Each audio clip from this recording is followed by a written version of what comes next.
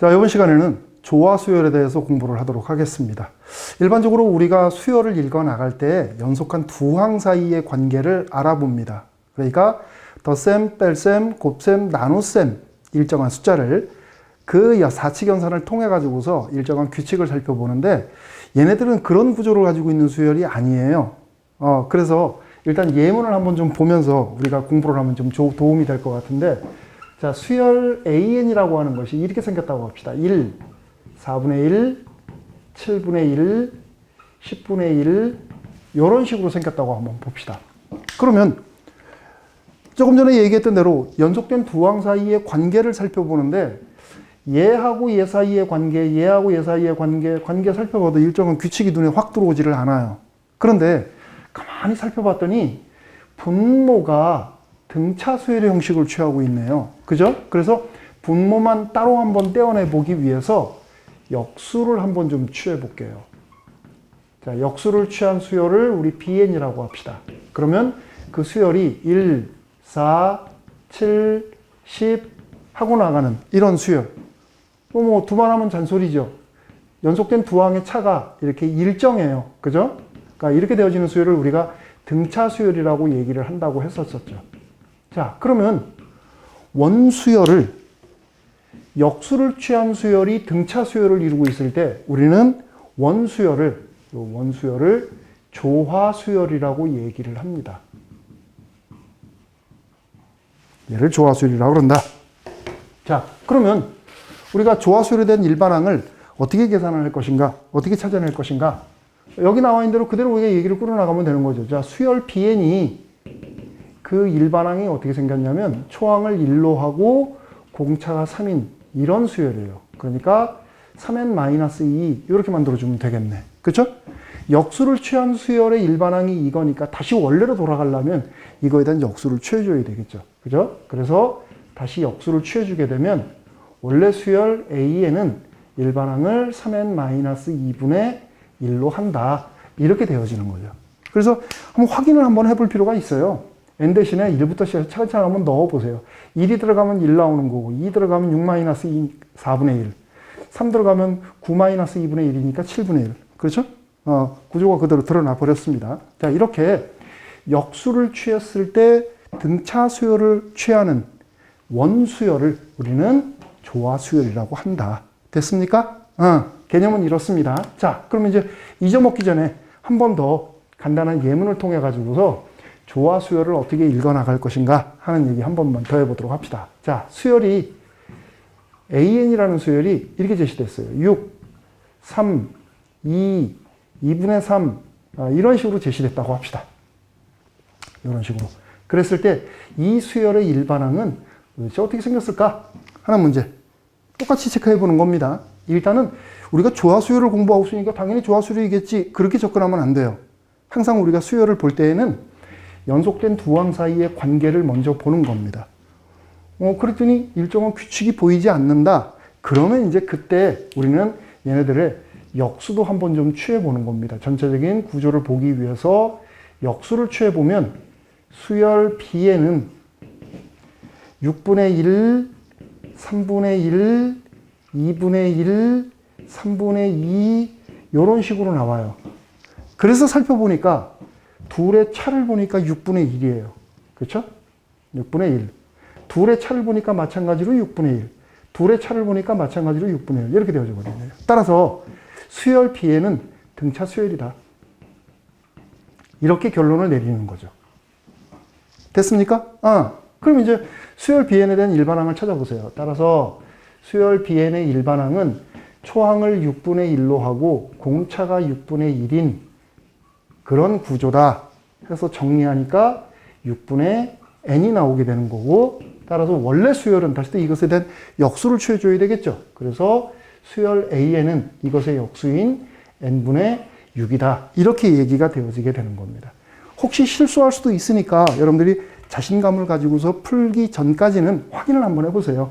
n 대신에 1이 들어가 보고 2가 들어가 보고 3이 들어가 보고 4가 들어가 보고 한번 해보는 겁니다. 그래서 맞으면 이제 그때부터는 우리가 확신을 가지면 되겠죠. 됐습니까? 자, 조화 수열은 우리가 일반항을 이런 방식으로 읽어나가게 돼요. 자, 그러면 우리가 등차 수열에서 등차 수열을 공부를 하고 난 후 그 등차 수열의 특징을 공부하는 과정에서 등차 중앙이라고 하는 것을 공부를 했어요. 그러면 조화 수열은 등차 수열의 역수 수열이니까 걔도 혹시 이런 역할을 하는 게 있지 않을까 한번 좀 살펴볼 필요가 있겠죠. 그죠? 그래서 확인 한번 해보도록 합시다. 자, A, B, C 세 개의 숫자가 이 순서대로 조화 수열을 이룬다고 합시다. 그러면 조화 수열은 그 자체로 해결하는 방법은 없다고 그랬습니다. 항상 등차 수열의 개념을 빌려 가지고서 해결할 수밖에 없다. 그래서 이거에 대한 역수를 취해 보는 거죠.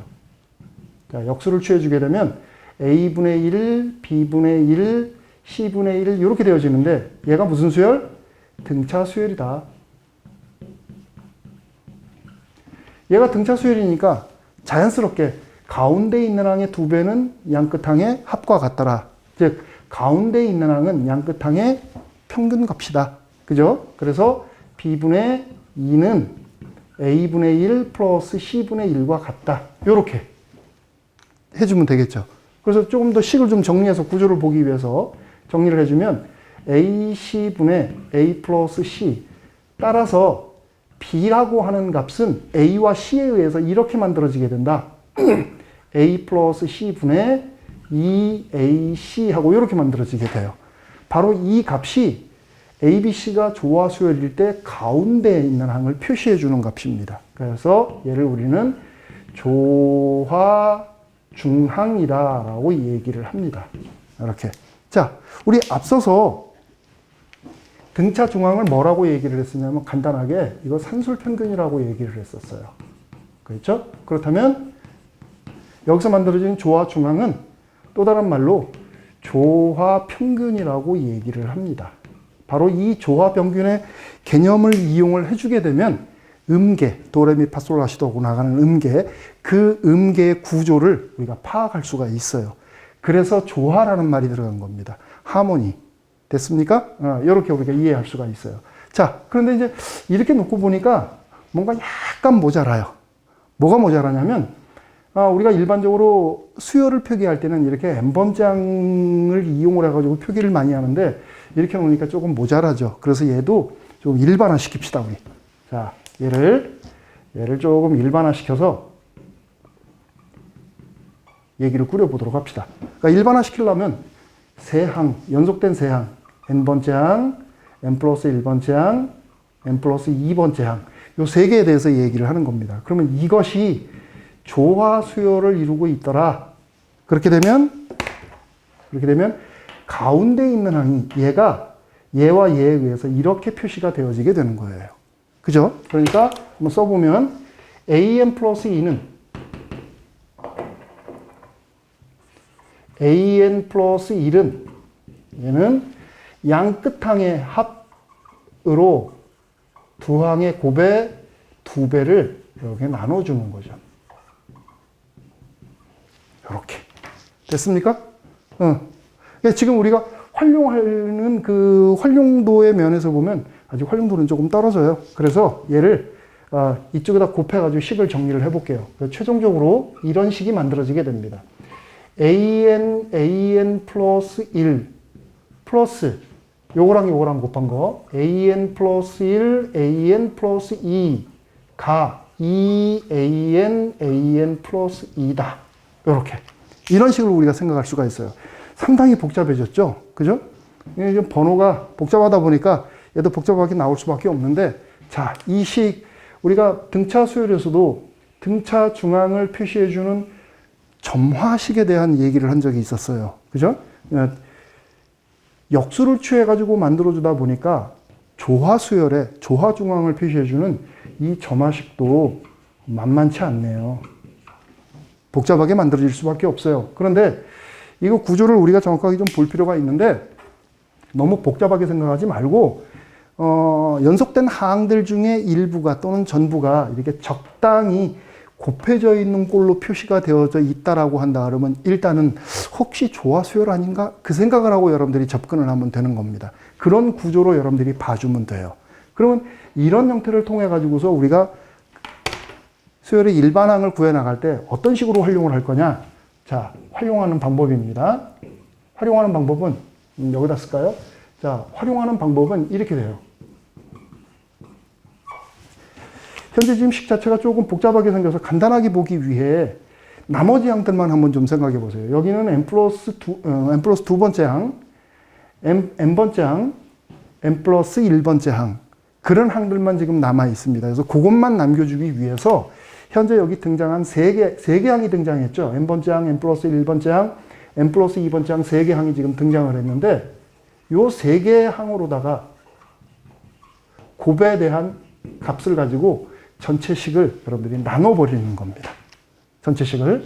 자, 전체식을 나눠버리게 되면 식이 어떤 식으로 만들어지게 되냐면, 자, 얘는 an 플러스 2분의 1이 남아요.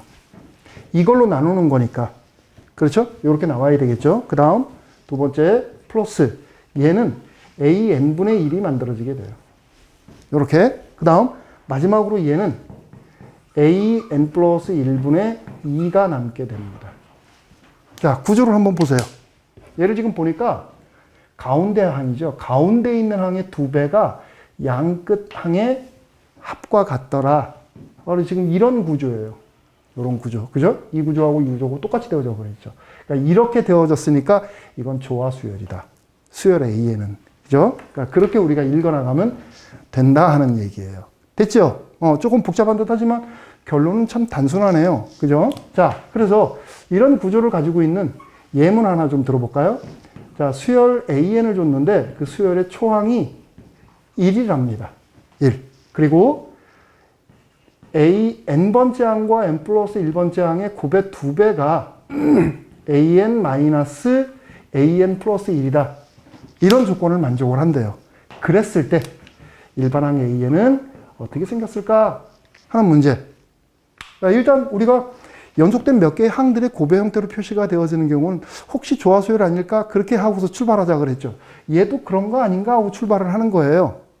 얘도. 그래서 현재 지금 등장한 항이 n번째 항하고 n 플러스 1번째 항 그 두 개가 지금 나와 있습니다. 그래서 얘를 해결할 때는 n번째 항과 n 플러스 1번째 항으로 나눠주는 겁니다.